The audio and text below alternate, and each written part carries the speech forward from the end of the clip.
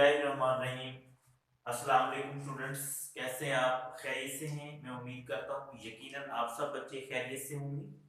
Students, physics FSc part 1 chapter number 9, very next topic according to smart syllabus जो आज हम discuss करने जा रहे हैं, हमारे पास है topic diffraction grating. Important long question है। इसमें आप सबसे पहले पढ़ेंगे डायफ्रैक्शन ग्रेटिंग क्या होता है, उसके बाद फिर हम ग्रेटिंग एलिमेंट को डिस्कस करेंगे, इसके बाद फिर हम इसकी डायग्राम को समझेंगे, डायग्राम के बाद इसकी जो वर्किंग है उसको डिस्कस करेंगे, और वर्किंग को डिस्कस करने के बाद लास्ट नंबर पे हम ग्रेटिंग इक्वेशन जो है उसको डिराइव करेंगे। तो सबसे पहले हम डिफाइन करते हैं डायफ्रैक्शन ग्रेटिंग क्या है।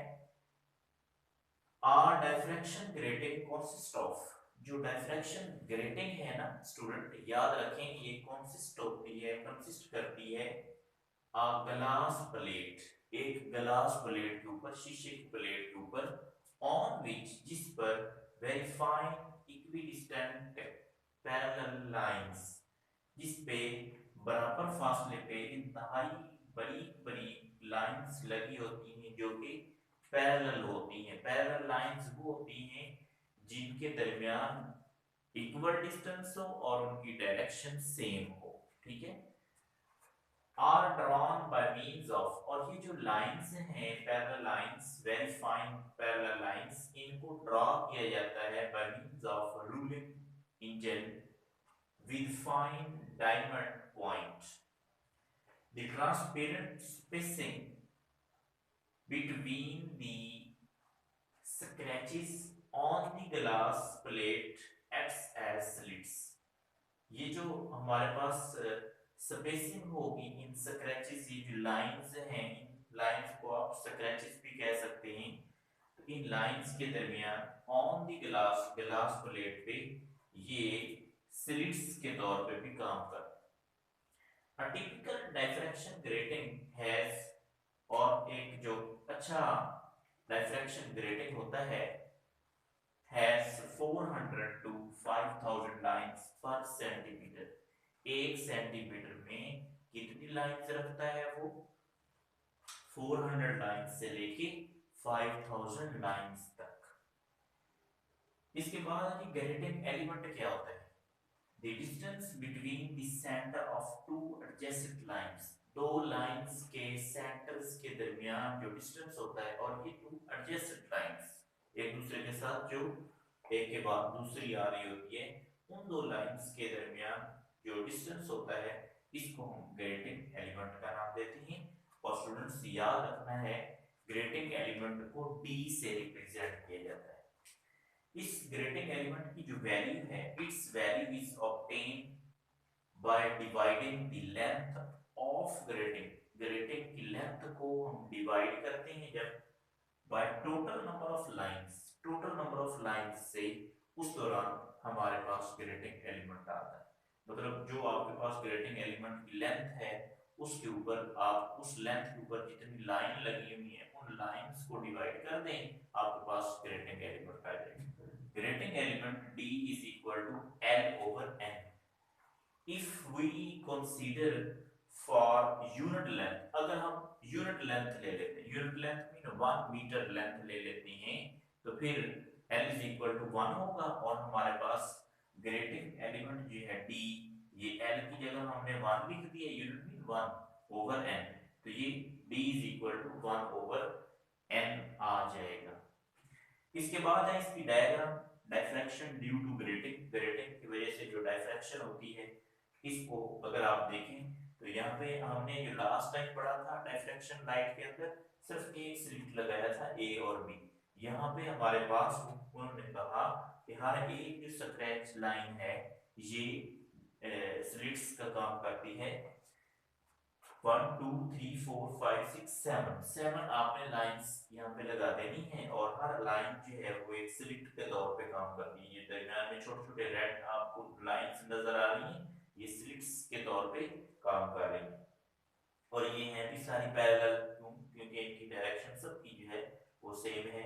और हर एक लाइन के दरमियान जो डिस्टेंस है इसको हमने ग्रेटिंग एलिमेंट का नाम दिया, जिसको मैं डी से रिप्रेजेंट डायग्राम।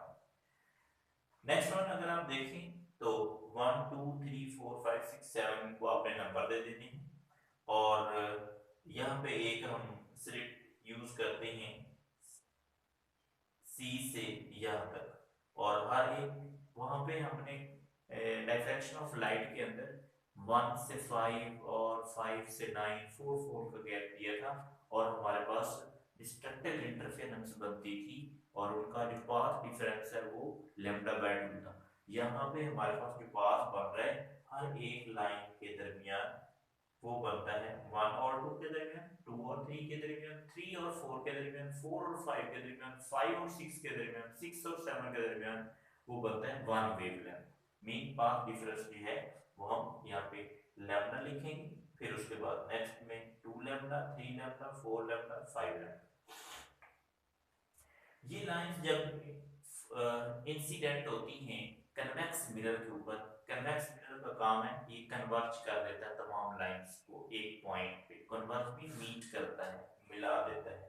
तो ये लाइंस जो है यहाँ पे इंटरफेरेंस के जरिए यहाँ पे इंटरफेरेंस होती हैं, इंटरफेरेंस करती हैं और इंटरफेयर होते हुए ये डायफ्रैक्शन प्रोड्यूस करवा देती हैं। स्क्रीन पे हमें रिजल्ट मिलता है। अब हम इसकी वर्किंग को डिस्कस कर लेते हैं। कंसीडर फर्स्ट कर लें parallel beam of monochromatic light.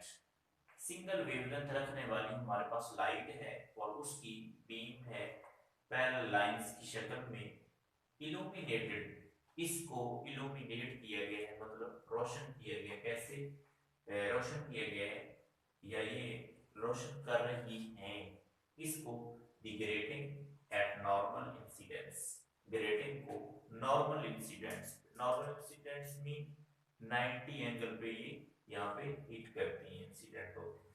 The parts of the wavefronts के जो parts हैं that pass through slits, जो slits में से गुजर रहे हैं, यही फिर slits parts जो हैं ये behave करते हैं as a source of secondary wavelets में as we study in Huygens principle.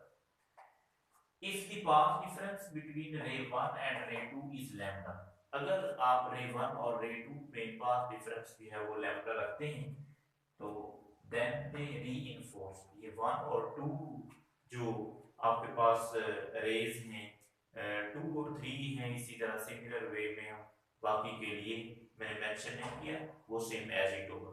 ये रेज जो हैं ये रीइंफोर्स होती हैं ईच अदर, एक दूसरे को सपोर्ट करती हैं और पॉइंट पी पे ये जब सपोर्ट करते हैं दूसरे को तो इस तरीके से all rays will interfere constructively।